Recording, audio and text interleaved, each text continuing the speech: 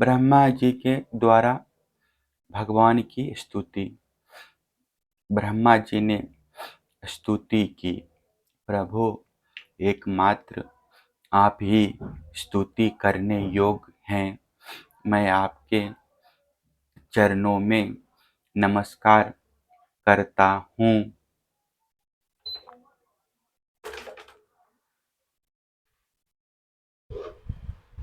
आपका यह शरीर वर्षाकालीन मेघ के समान श्यामल है।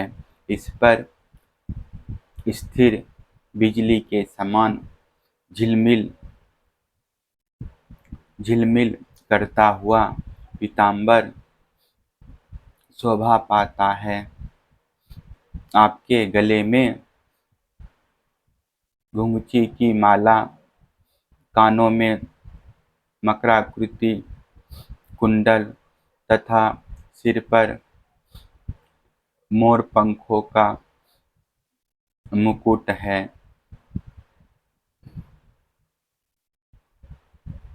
इन सब की कांति से आपके मुख पर अनोखी छटा छिटक रही है। वक्ष स्थल पर लटकती हुई वनमाला और नन्ही सी हथेली पर दही भात का कौर, बगल में बेत और सिंघी तथा कमर की फेंट में आपकी पहचान बताने वाली बांसुरी शोभा पा रही है।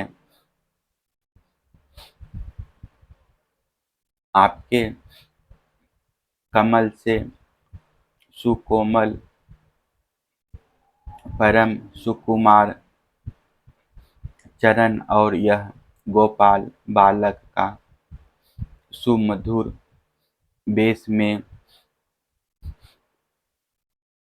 और कुछ नहीं जानता, बस मैं तो इन्हीं चरणों पर निछावर हूँ।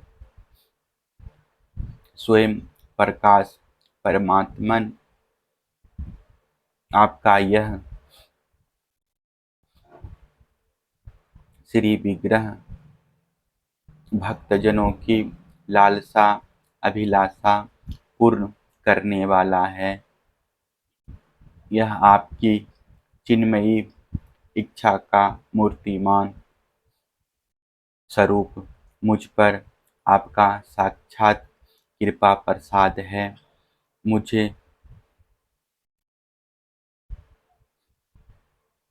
अनुग्रहित करने के लिए ही आपने इसे प्रकट किया है। कौन कहता है कि यह पंचभूतों की रचना है? प्रभु, यह तो अप्रकृत शुद्ध सत्यमय है। मैं या और कोई समाधि लगाकर भी आपके इस सच्चिदानंद विग्रह की महिमा नहीं जान सकता। फिर आत्मा नंदनु स्वरूप साक्षात आपकी ही महिमा को तो कोई इकरागमन से भी कैसे जान सकता है? प्रभु, जो लोग ज्ञान के लिए प्रयत्न न करके अपने स्थानों में ही स्थित रहकर केवल सत्संग करते हैं और आपके प्रेमी संत पुरुषों के द्वारा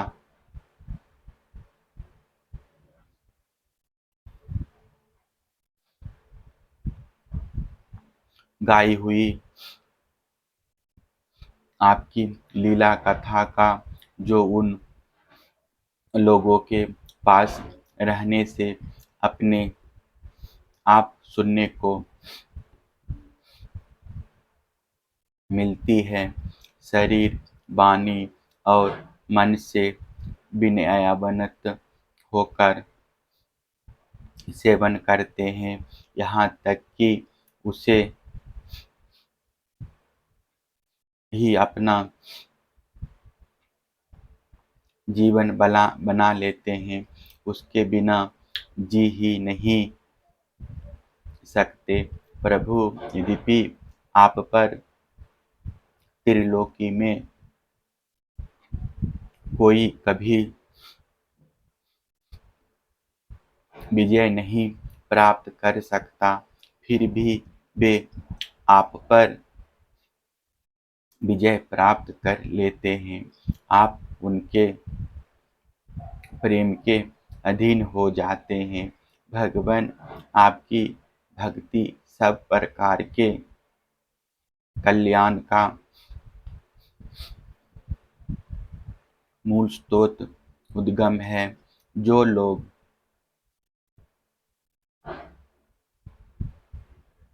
उसे छोड़कर केवल ज्ञान की प्राप्ति के लिए शर्म उठाते हैं, दुख भोगते हैं, उनको बस केस ही केस हाथ लगता है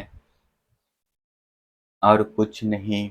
जैसे थोड़ी भूसी कूटने वाले को केवल श्रम ही मिलता है, चावल नहीं है। अच्युतम, हे अनंत, इस लोक में पहले भी बहुत से योगी हो गए हैं। जब उन्हें योगादि के द्वारा आपकी प्राप्ति न हुई, तब उन्होंने अपने लौकिक और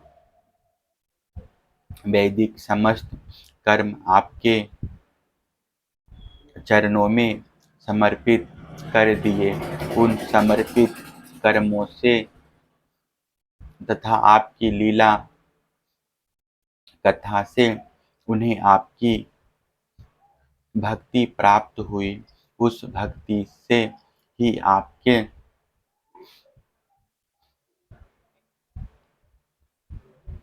स्वरूप का ज्ञान प्राप्त करके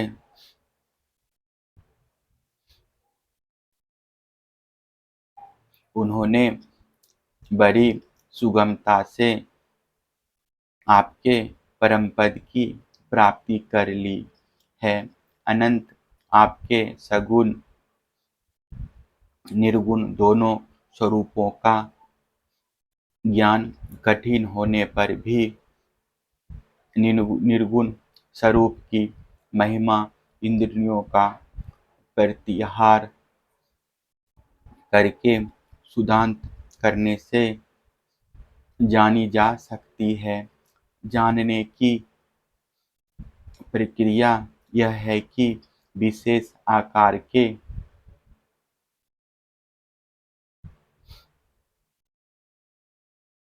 प्रत्याग पूर्वक आत्मा का अंतःकरण का साक्षात्कार किया जाए।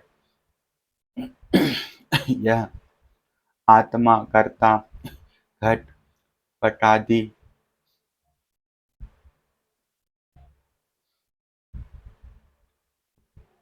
रूप के समान ज्ञेय नहीं है, प्रत्युत आवरण का भंग मात्र है। यह साक्षात्कार यह ब्रह्म है, मैं ब्रह्मा को जानता हूँ, इस प्रकार नहीं, किंतु स्वयं प्रकाश रूप से ही होता है। परंतु भगवान, जिन समर्थ पुरुषों ने अनेक जन्मों तक परिश्रम करके पृथ्वी का एक एक परमाणु, आकाश के हिमकरण, ओस की बूंदें तथा उसमें चमकने वाले नक्षत्र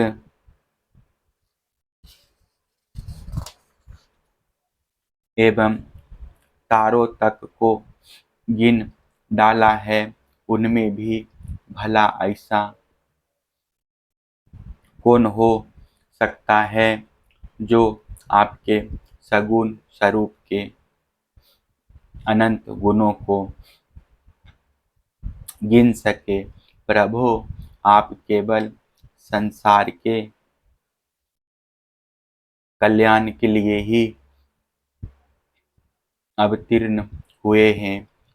सो भगवान, आपकी महिमा का ज्ञान तो बड़ा ही कठिन है। इसलिए जो पुरुष क्षण क्षण पर बड़ी उत्सुकता से आपकी कृपा का ही भली भांति अनुभव करता रहता है और प्रबंध के अनुसार जो कुछ सुख या दुख प्राप्त होता है, उसे निर्विकार मानने से भोग लेता है एवं जो प्रेम पूर्ण हृदय, गदगद वाणी और पुलकित शरीर से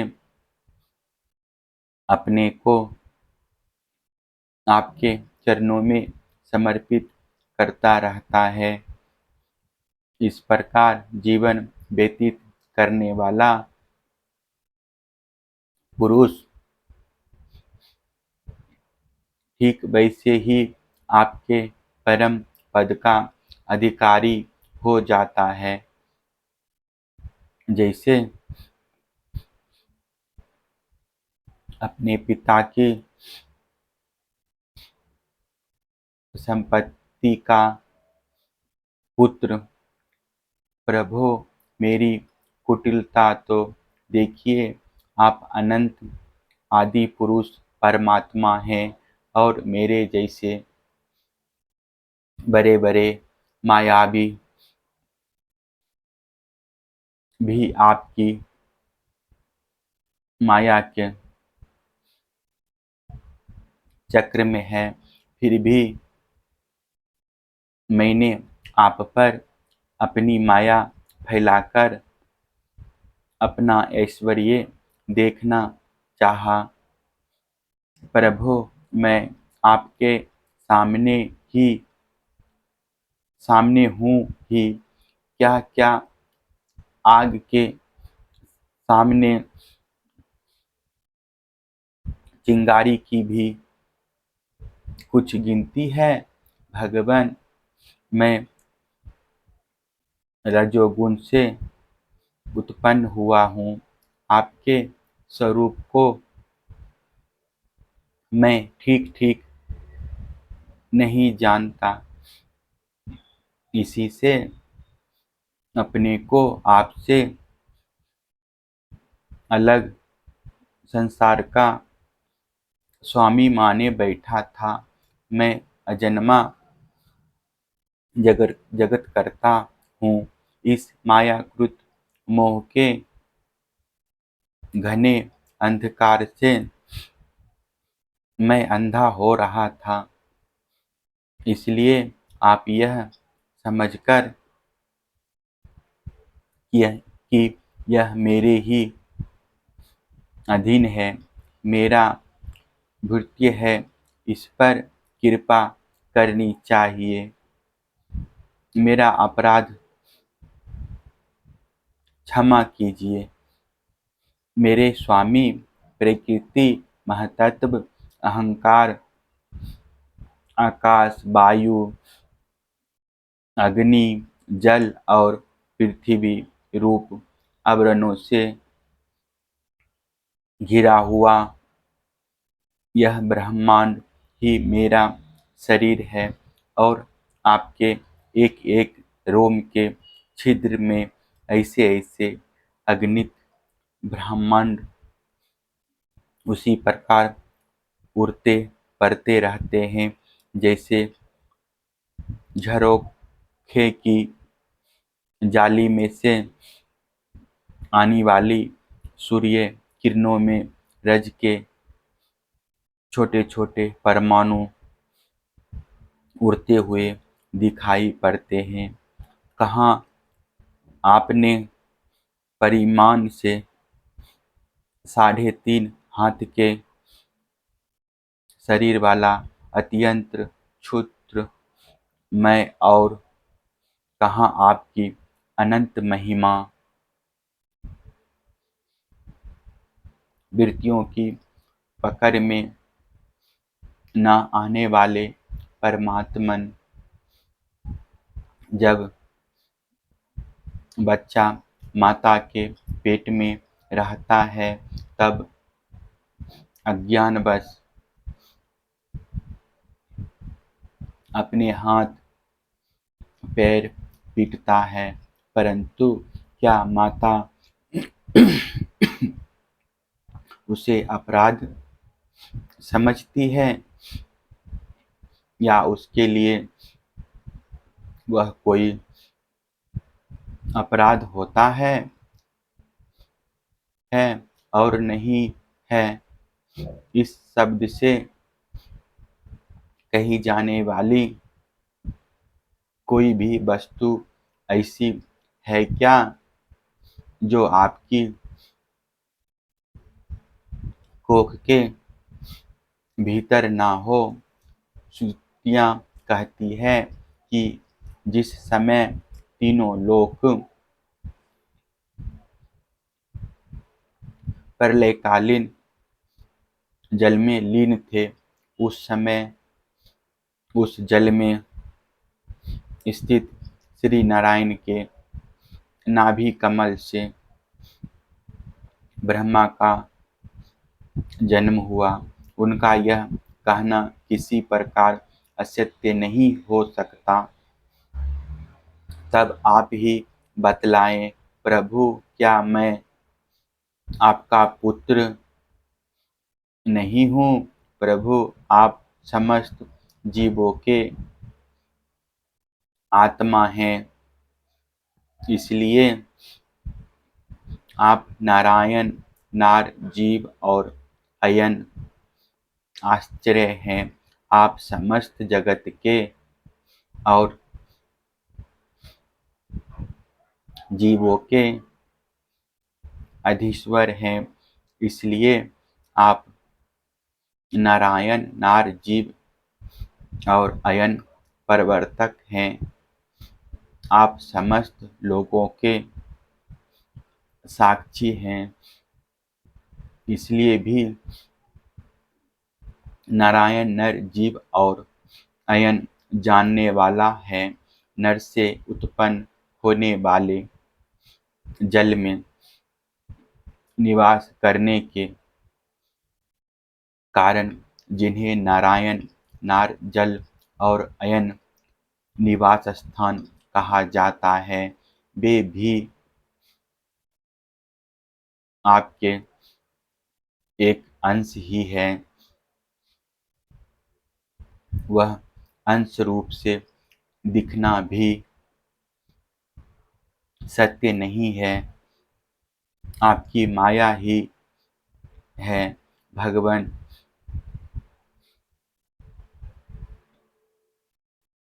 यदि आपका वह विराट स्वरूप सचमुच उस समय जल में ही था, तो मैंने उसी समय उसे क्यों नहीं देखा,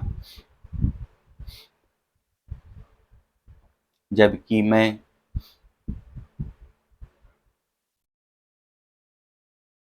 कमलनाल के मार्ग से उसे 100 वर्ष तक जल में ढूंढता रहा। फिर मैंने जब तपस्या की, तब उसी समय मेरे हृदय में उसका दर्शन कैसे हो गया।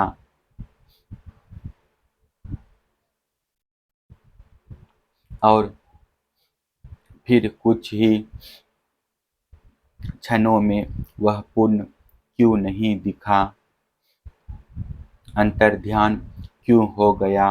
माया का नाश करने वाले प्रभु, दूर की बात कौन करे, अभी इसी अवतार में आपने इस बाहर दिखने वाले जगत को अपने पेट में ही दिखला दिया, जिसे देखकर माता यशोदा चकित हो गई थी। इससे यही तो सिद्ध होता है कि यह संपूर्ण विश्व केवल आपकी माया ही माया है।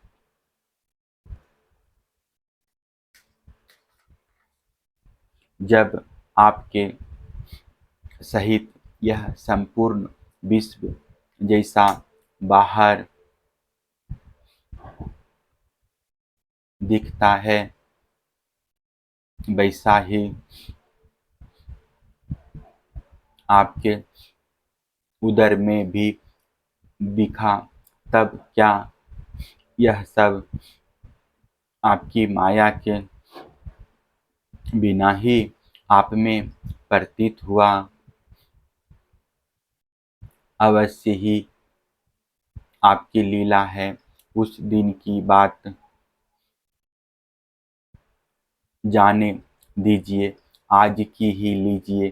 क्या आज आपने मेरे सामने अपने अतिरिक्त संपूर्ण विश्व को अपनी माया का खेल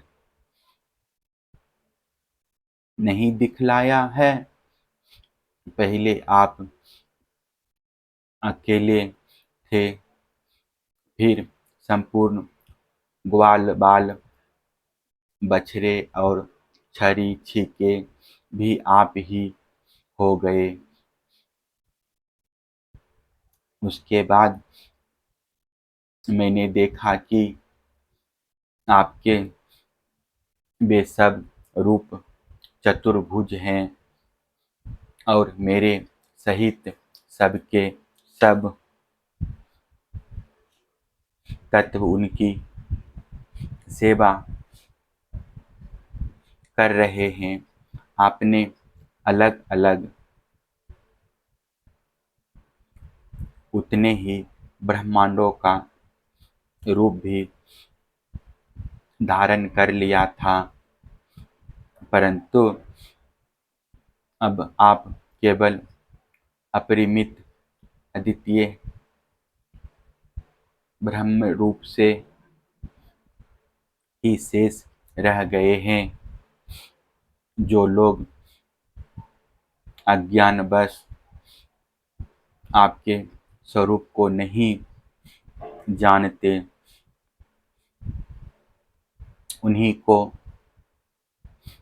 आप प्रकृति में स्थित जीवन के रूप से प्रतीत होते हैं और उन पर अपनी माया का पर्दा डालकर सृष्टि के समय मेरे ब्रह्मा रूप से, पालन के समय अपने विष्णु रूप से और संहार के समय रुद्र के रूप में प्रतीत होते हैं। प्रभु, आप सारे जगत के स्वामी और विधाता हैं। अजन्मा होने पर भी आप देवता, ऋषि, मनुष्य, पशु, पक्षी और जलचर आदि योनियों में अवतार ग्रहण करते हैं, इसलिए कि इन रूपों के द्वारा दुष्ट पुरुषों का घमंड तोड़ दे और सत्पुरुषों पर अनुग्रह करे। भगवान, आप अनंत परमात्मा और योगेश्वर हैं। जिस समय आपकी अपनी योग माया का विस्तार करके लीला करने लगते हैं, उस समय त्रिलोकी में ऐसा कौन है जो यह जान सके कि आपकी लीला कहाँ, किस लिए, कब और कितनी होती है। इसलिए यह संपूर्ण जगत स्वप्न के समान असत्य, अज्ञान रूप और दुख पर दुख देने वाला है। आप परमानंद, परम ज्ञान स्वरूप एवं अनंत हैं। यह माया से उत्पन्न एवं विलीन होने पर भी आप में आपकी सत्ता से सत्य के समान प्रतीत होता है। प्रभु, आप ही एकमात्र सत्य है, क्योंकि आप सबके आत्मा जो हैं, आप पुराण पुरुष होने के कारण समस्त जन्मादि विकारों से रहित हैं। आप स्वयं प्रकाश हैं। इसलिए देश, काल और वस्तु जो प्रकाश है, किसी प्रकार आपको सीमित नहीं कर सकते। आप उनके भी आदि प्रकाशक हैं। आप अविनाशी होने के कारण नित्य हैं। आपका आनंद अखंडित है। आप में ना तो किसी प्रकार का मल है और ना अभाव। आप पूर्ण एक हैं। समस्त उपाधियों से मुक्त होने के कारण आप अमृत स्वरूप हैं। आपका यह ऐसा स्वरूप समस्त जीवों का ही अपना स्वरूप है, जो गुरु रूप सूर्य से तत्व ज्ञान रूप दिव्य दृष्टि प्राप्त करके उससे आपको अपने स्वरूप के रूप में साक्षात्कार कर लेते हैं। वे इस झूठे संसार सागर को मानो पार कर जाते हैं। संसार सागर के झूठा होने के कारण इससे पार जाना भी अभिचार दशा की दृष्टि से ही है। जो पुरुष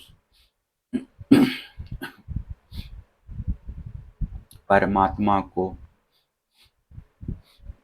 आत्मा के रूप में नहीं जानते, उन्हें उस अज्ञान के कारण ही इस नाम रूप आत्म का निखिल प्रपंच की उत्पत्ति का भ्रम हो जाता है, किंतु ज्ञान होते ही इसका आत्यंतिक प्रलय हो जाता है। जैसे रस्सी में भ्रम के कारण ही सांप की प्रतीत होती है और भ्रम के निवृत्त होते ही उसकी निवृत्ति हो जाती है। संसार संबंधी बंधन और उससे मोक्ष ये दोनों ही नाम अज्ञान से कल्पित हैं। वास्तव में ये अज्ञान के ही दो नाम हैं। ये सत्य और ज्ञान स्वरूप परमात्मा से भिन्न अस्तित्व नहीं रखते।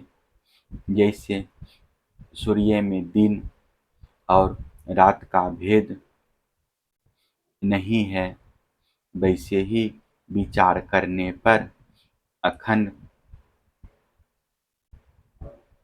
चित्त स्वरूप केवल शुद्ध आत्म तत्व में ना बंधन है और ना तो मोक्ष। भगवान कितने आश्चर्य की बात है कि आप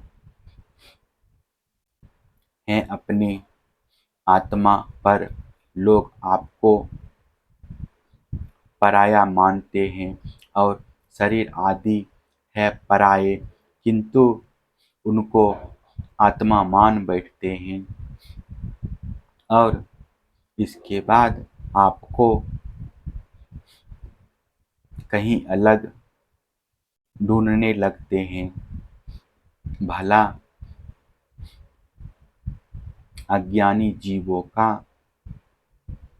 यह कितना बड़ा अज्ञान है। हे अनंत, आप तो सबके अंतःकरण में ही विराजमान हैं। इसलिए संत लोग आपके अतिरिक्त जो कुछ प्रतीत हो रहा है उसका परित्याग करते हुए अपने भीतर ही आपको ढूंढते हैं। क्योंकि यद्यपि रस्सी में सांप नहीं है, फिर भी उस प्रतीयमान सांप को मिथ्या निश्चय किया बिना भला कोई सत्य पुरुष सच्ची रस्सी को कैसे जान सकता है। अपने भक्तजनों के हृदय में स्वयं सुप्रीत होने वाले भगवान आपके ज्ञान का स्वरूप और महिमा ऐसी ही है, उससे अज्ञान कल्पित जगत का नाश हो जाता है। फिर भी जो पुरुष आपके युगल चरण कमलों का तनिक सा भी कृपा प्रसाद प्राप्त कर लेता है, उससे अनुग्रहित हो जाता है, वही आपकी सच्चिदानंदमयी महिमा का तत्व जान सकता है। दूसरा कोई भी ज्ञान, वैराग्यादि साधारण रूप अपने प्रयत्न से बहुत काल तक कितना भी अनुसंधान करता रहे, वह आपकी महिमा का यथार्थ ज्ञान नहीं प्राप्त कर सकता। इसलिए भगवान मुझे इस जन्म में, दूसरे जन्म में अथवा किसी पशु पक्षी आदि के जन्म में भी ऐसा सौभाग्य प्राप्त हो कि मैं आपके दासों में से कोई एक दास हो जाऊं और फिर आपके चरण कमलों की सेवा करूं। मेरे स्वामी जगत के बड़े बड़े यज्ञ सृष्टि के प्रारंभ से लेकर अब तक आपको पूर्ण तृप्त न कर सके, परंतु अपने ब्रज की गायों और ग्वालिनों के बछड़े एवं बालक बनकर उनके स्तनों का अमृत सा दूध बड़े उमंग से पिया है। वास्तव में उन्हीं का जीवन सफल है, वे ही अत्यंत धन्य हैं। आहो, नंद आदि ब्रजवासी गोपों के धन्य भाग्य हैं। वास्तव में उनका आहो भाग्य है, क्योंकि परमानंद स्वरूप सनातन परिपूर्ण ब्रह्म आप उनके अपने संगे संबंधी और सुहृद हैं। हे अच्युत, इन ब्रजवासियों के सौभाग्य की महिमा तो अलग रही। मन आदि 11 इंद्रियों के अधिष्ठान देवता के रूप में रहने वाले महादेव, यदि हम लोग बड़े ही भाग्यवान हैं, क्योंकि इन ब्रजवासियों की मन आदि 11 इंद्रियों को प्याले बनाकर हम आपके चरण कमलों का अमृत से भी मीठा,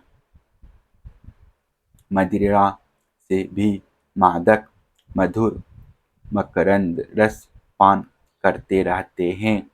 जब उसका एक एक इंद्रियां से पान करके हम धन्य धन्य हो रहे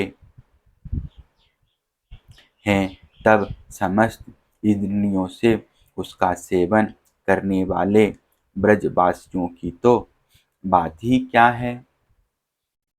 प्रभो, इस ब्रज भूमि के किसी वन में और विशेष करके गोकुल में किसी भी योनि में जन्म हो जाए, यही हमारे लिए बड़े सौभाग्य की बात होगी, क्योंकि यहाँ जन्म हो जाने पर आपके किसी न किसी प्रेमी के चरणों की धूलि अपने ऊपर पर ही जाएगी।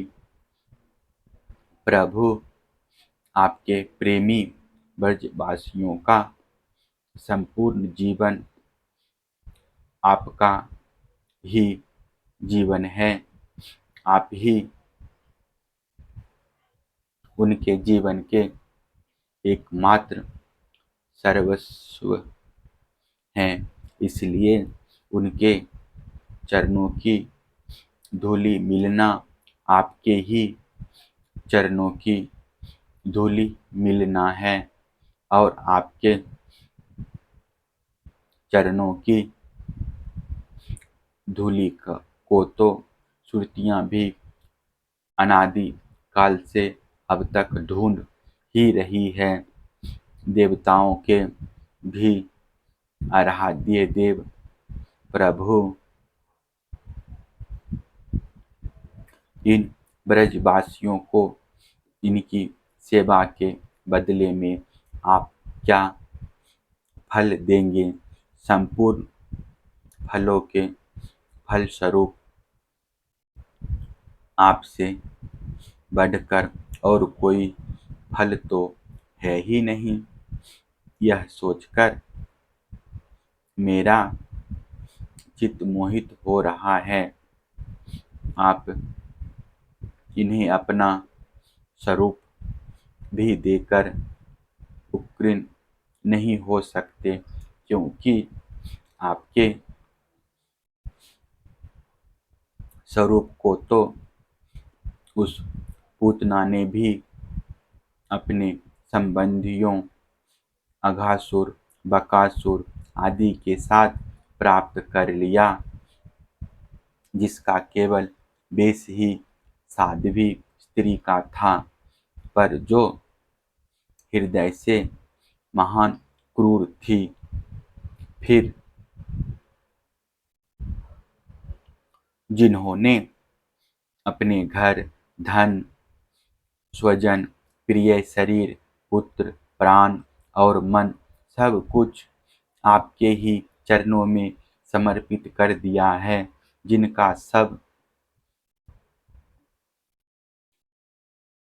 कुछ आपके ही लिए है, उन ब्रजवासियों को भी वही फल देकर आप कैसे उऋण हो सकते हैं? सच्चिदानंद स्वरूप श्याम सुंदर तभी तक राग, द्वेष आदि दोष चारों के समान सर्वस्व अपहरण करते रहते हैं, तभी तक घर और उसके संबंधी कैद की तरह संबंध के बंधनों में बांध रखते हैं, और तभी तक मोह पैर की बेड़ियों की तरह जकड़े रखता है, जब तक जीव आपका नहीं हो जाता। प्रभु, आप विश्व के बखेरे से सर्वथा रहित हैं, फिर भी आपने शरणागत भक्तजनों को अनंत आनंद वितरण करने के लिए पृथ्वी में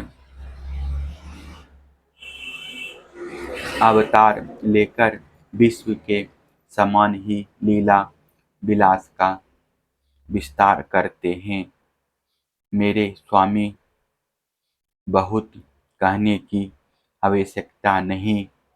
जो लोग आपकी महिमा जानते हैं वे जानते रहे, मेरे मन, वाणी और शरीर तो आपकी महिमा जानने में सर्वथा असमर्थ है।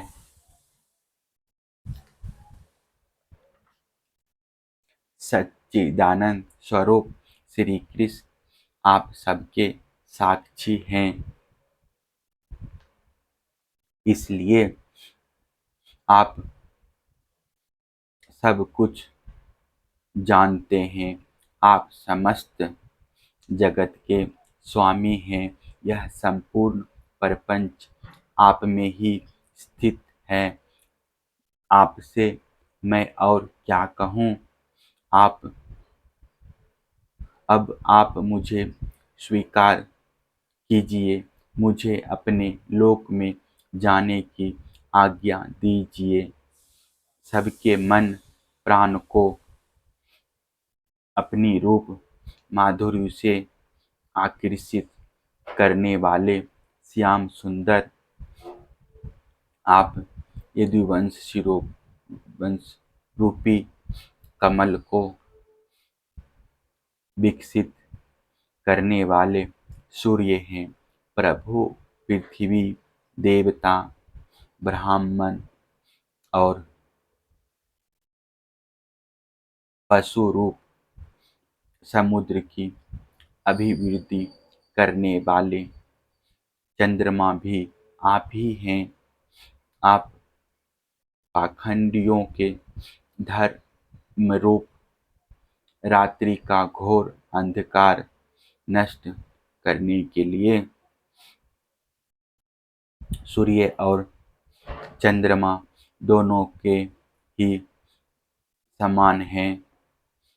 पृथ्वी पर रहने वाले राक्षसों को नष्ट करने वाले आप चंद्रमा, सूर्य आदि समस्त देवताओं के भी परम पूजनीय हैं।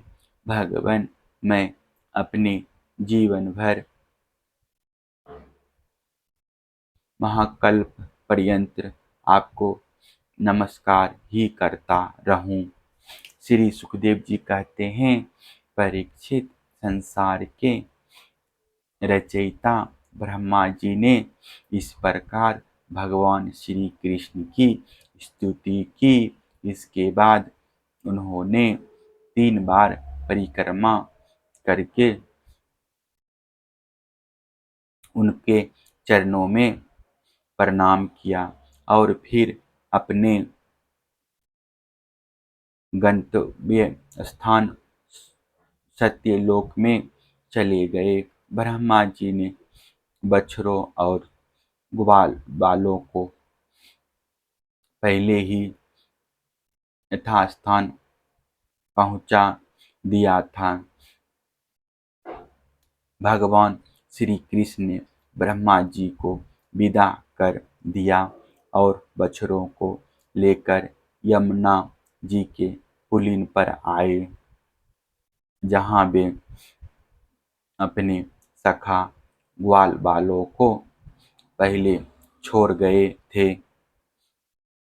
परीक्षित, अपने जीवन सर्वस्व प्राण वल्लभ श्री कृष्ण के वियोग में यद्यपि 1 वर्ष बीत गया था, तथापि उन ग्वालवालों को वह समय आधे क्षण के समान जान पड़ा। क्यों न हो, वे भगवान की विश्व विमोहिनी योग माया से मोहित जो हो गए थे। जगत के सभी जीव उसी माया से मोहित होकर शास्त्र और आचार्यों के बार बार समझने पर भी अपने आत्मा को निरंतर भूले हुए हैं। वास्तव में उस माया की ऐसा ही शक्ति है। भला उससे मोहित होकर जीव यहाँ क्या क्या नहीं भूल जाते हैं। परीक्षित, भगवान श्री कृष्ण को देखते ही ग्वाल बालों ने बड़ी उतावली से कहा, भाई तुम भले आए, स्वागत है स्वागत। अभी तो हमने तुम्हारे बिना एक कौर भी नहीं खाया है। आओ इधर आओ, आनंद से भोजन करो। तब हंसते हुए भगवान ने ग्वाल वालों के साथ भोजन किया और उन्हें अघासुर के शरीर का ढांचा दिखाते हुए वन से ब्रज में लौट आए। श्री कृष्ण के सिर पर मोर पंख का मनोहर मुकुट और घुंघराले बालों में सुंदर सुंदर महकते हुए पुष्प गूंथ रहे थे। नई नई रंगीन धातुओं से श्याम शरीर पर चित्रकारी की हुई थी। वे चलते समय रास्ते में उच्च स्वर से कभी बांसुरी, कभी पत्ते और कभी सिंगी बजाकर पदोत्सव में मग्न हो रहे हैं। पीछे पीछे ग्वाल बाल उनकी लोक पावन कीर्ति का गान करते जा रहे हैं। कभी वे नाम लेकर अपने बछड़ों को पुकारते तो कभी उनके साथ लार लड़ाने लगते। मार्ग के दोनों ओर गोपियां खड़ी है। जब वे कभी तिरछे नेत्रों से उनकी नजर में नजर मिला देते हैं, तब गोपियां आनंद मुग्ध हो जाती है। इस प्रकार भगवान श्री कृष्ण ने गोष्ठ में प्रवेश किया। परीक्षित उसी दिन बालकों ने ब्रज में जाकर कहा कि आज यशोदा मैया के लाडले नंद नंदन ने वन में एक बड़ा भारी अजगर मार डाला है और उससे हम लोगों की रक्षा की है। राजा परीक्षित ने कहा, ब्राह्मण ब्रजवासियों के लिए श्री कृष्ण अपने पुत्र नहीं थे, दूसरे के पुत्र थे। फिर उनका श्री कृष्ण के प्रति इतना प्रेम कैसे हुआ? ऐसा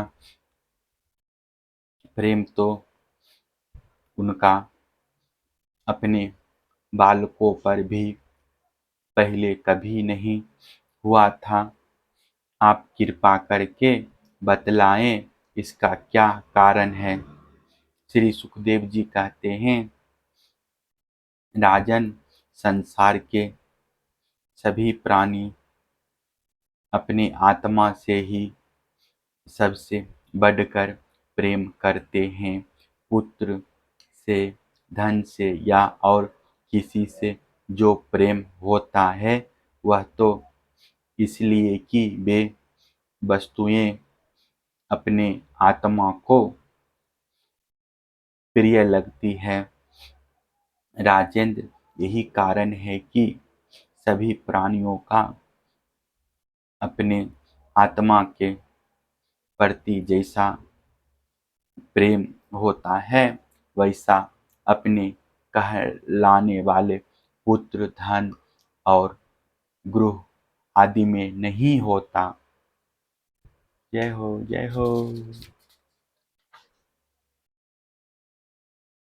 नृपश्रेष्ठ, जो लोग देह को ही आत्मा मानते हैं वे भी अपने शरीर से जितना प्रेम करते हैं उतना प्रेम शरीर के संबंधी, पुत्र, मित्र आदि से नहीं करते। जब विचार के द्वारा यह मालूम हो जाता है कि यह शरीर मैं नहीं हूँ, यह शरीर मेरा है, तब इस शरीर से भी आत्मा के समान प्रेम नहीं रहता। यही कारण है कि इस देह के जीर्ण शीर्ण हो जाने पर भी जीने की आशा प्रबल रूप से बनी रहती है। इससे यह बात सिद्ध होती है कि सभी प्राणी अपने आत्मा से ही सबसे बढ़कर प्रेम करते हैं और उसी के लिए इस सारे चराचर जगत से भी प्रेम करते हैं। इन श्री कृष्ण को ही तुम सब आत्माओं का आत्मा समझो। संसार के कल्याण के लिए ही योग माया का आश्रय लेकर वे यहाँ देहधारी के समान जान पड़ते हैं। जो लोग भगवान श्री कृष्ण के वास्तविक स्वरूप को जानते हैं, उनके लिए तो इस जगत में जो कुछ भी चराचर पदार्थ हैं अथवा इससे परे परमात्मा ब्रह्म नारायण आदि जो भागवत स्वरूप हैं, सभी श्री कृष्ण स्वरूप ही हैं। श्री कृष्ण के अतिरिक्त और कोई प्राकृतिक अप्राकृतिक वस्तु है ही नहीं। सभी वस्तुओं का अंतिम रूप अपने कारण में स्थित होता है। उस कारण के भी परम कारण है भगवान श्री कृष्ण। तब भला बताओ किस वस्तु को श्री कृष्ण से भिन्न बतलाए। जिन्होंने पुण्य कीर्ति मुकुंद मुरारी के पद पल्लव की नौका का आश्रय लिया है, जो कि सत्य पुरुषों का सर्वस्व है, उनके लिए यह भवसागर बछड़े के खुर के गड्ढे के समान है। उन्हें परम पद की प्राप्ति हो जाती है और उनके लिए विपत्तियों का निवास स्थान यह संसार नहीं रहता। परीक्षित, तुमने मुझसे पूछा था कि भगवान के 5वें वर्ष की लीला ग्वाल वालों ने 6ठे वर्ष में कैसे कही। उसका सारा रहस्य मैंने तुम्हें बतला दिया। भगवान श्री कृष्ण की ग्वाल वालों के साथ वन कीड़ा अघासुर को मारना, हरी हरी घास से युक्त भूमि पर बैठकर भोजन करना, आकृति रूपधारी बछड़ों और ग्वाल वालों का प्रकट होना और ब्रह्मा जी के द्वारा की हुई इस महान स्तुति को जो मनुष्य सुनता और कहता है, उस सबको धर्म, अर्थ, काम और मोक्ष की प्राप्ति हो जाती है। परीक्षित, इस प्रकार श्री कृष्ण और बलराम ने कुमार अवस्था के अनुरूप आंख मिचौनी, सेतु बंधन, बंदरों की भांति उछलना कूदना आदि अनेकों लीलाएं करके अपनी कुमार अवस्था ब्रज में ही त्याग दी। जय हो जय हो। चैनल को सब्सक्राइब शेयर अवश्य करिए। जय हो। फिर दूसरा कथा लेकर आएंगे। प्रणाम।